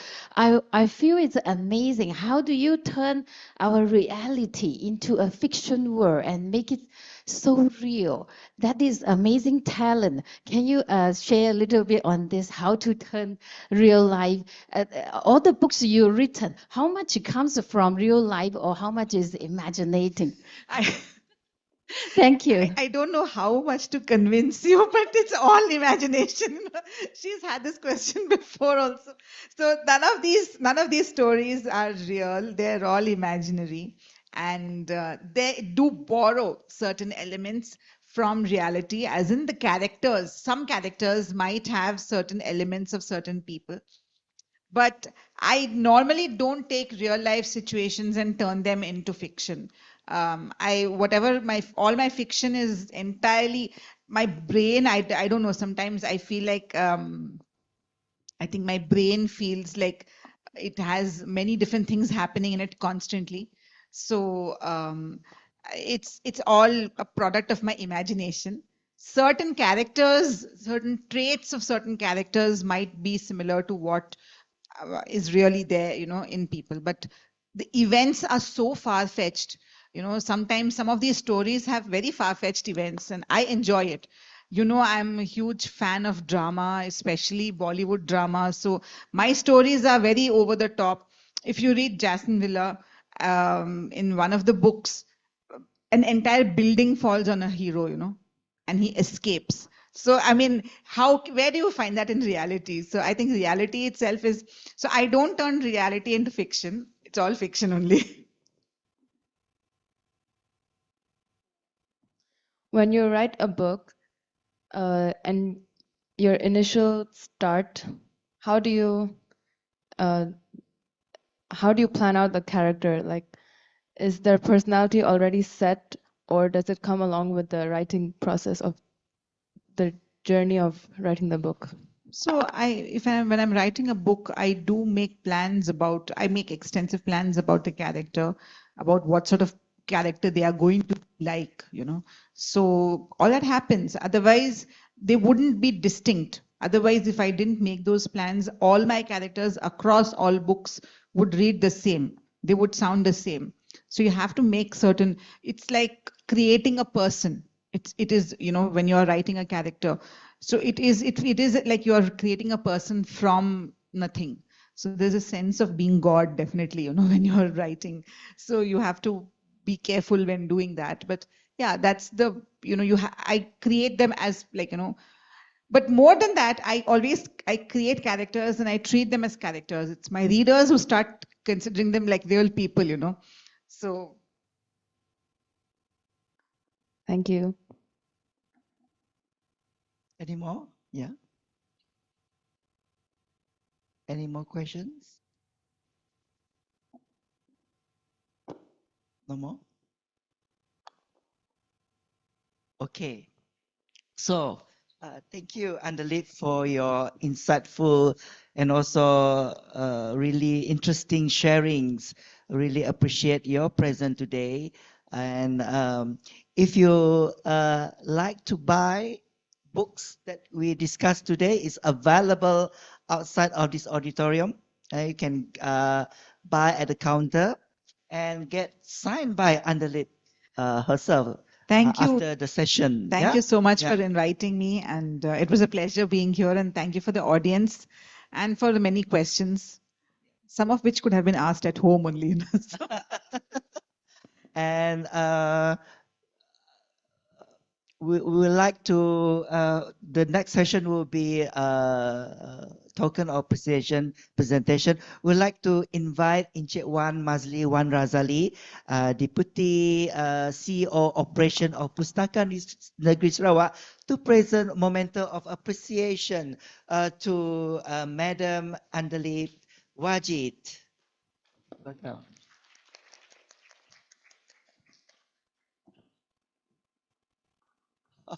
Ask them to change. Can we change the slide? Otherwise, the date reflect other dates.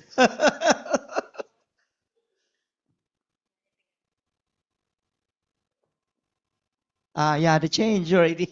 Magic.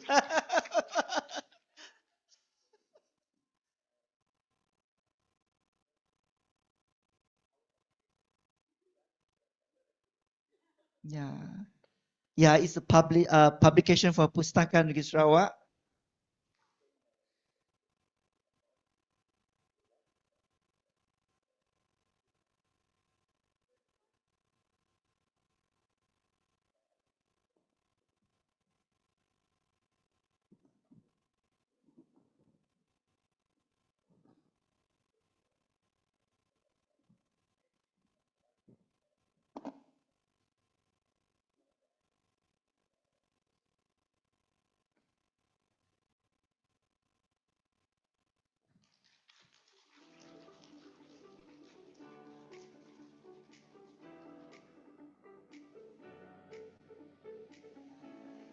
Can I request have a group photo on stage with the author for memorial?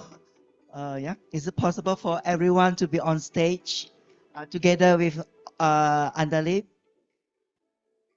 Not many of us, we can fill up the stage. Okay, once we finish the photo session, I believe we have a QR code. You can scan your attendance there, and also feedback form. I appreciate you to fill up the feedback form as well. And we also will distribute packed lunch to everyone today. Yeah, you can collect outside of the auditorium later. So can we gather on stage to have a photo session with Andaleeb, with our author?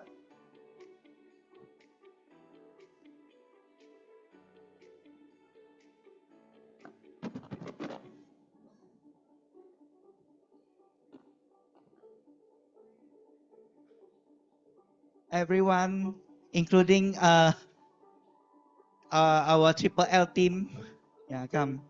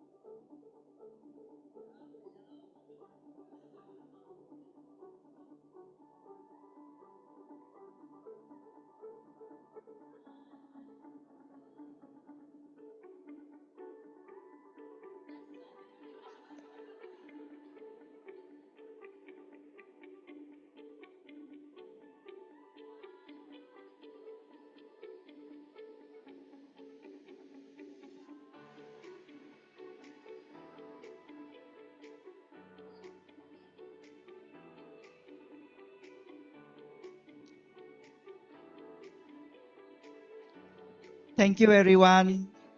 You can collect your lunch pack outside of the auditorium.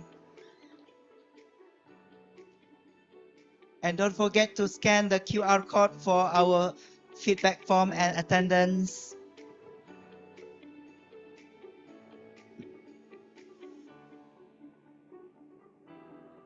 Hello.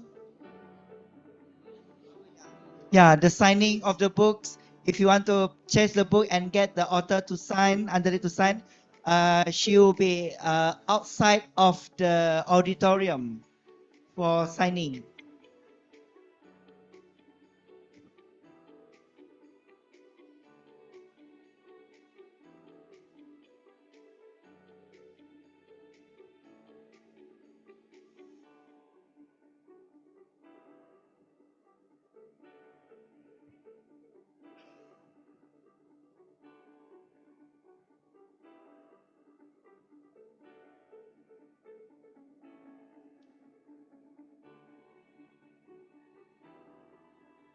And Encik Wan dengan Haja Selina do join us for lunch at WOL shortly after signing of the book with Andaleeb. Yeah.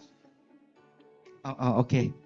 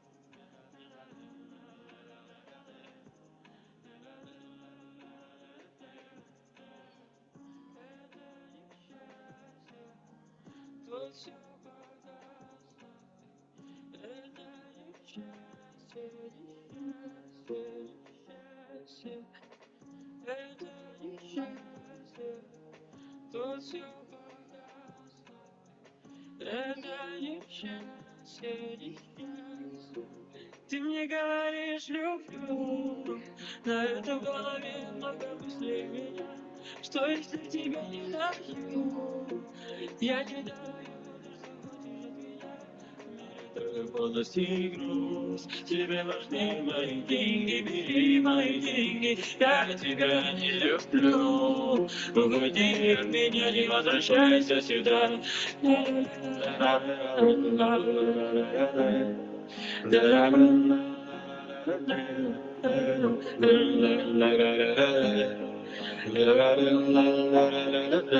Мире не осталось, если не чур. Я тебе иду, и тут каждый поет.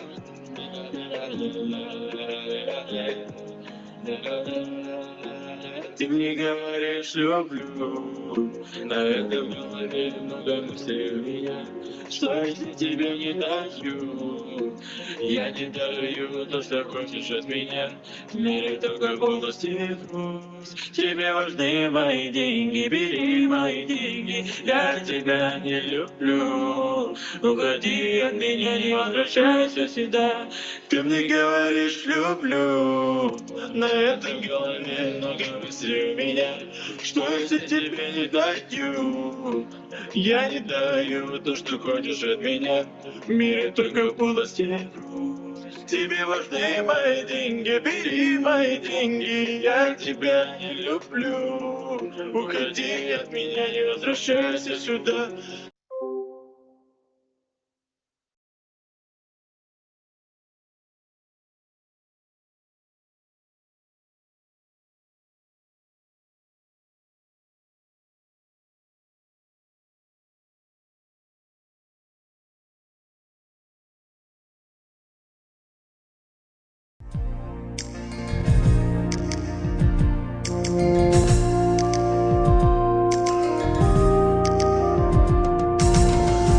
Tersergam indah megah menjadi kebanggaan kita, bukti wawasan dicita,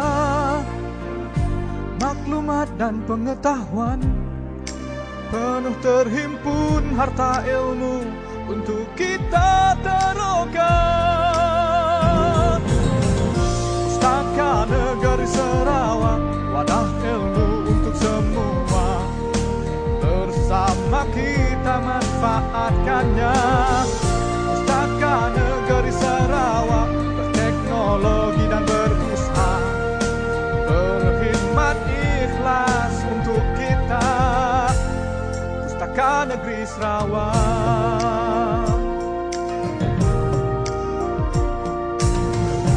Tersergam indah megah, menjadi kebanggaan kita, bukti wawasan dicita.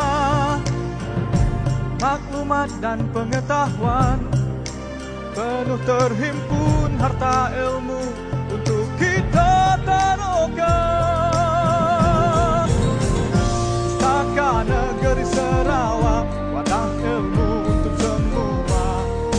Bersama kita manfaatkannya. Pustaka Negeri Sarawak, teknologi dan berusaha, berkhidmat ikhlas untuk kita. Pustaka Negeri Sarawak.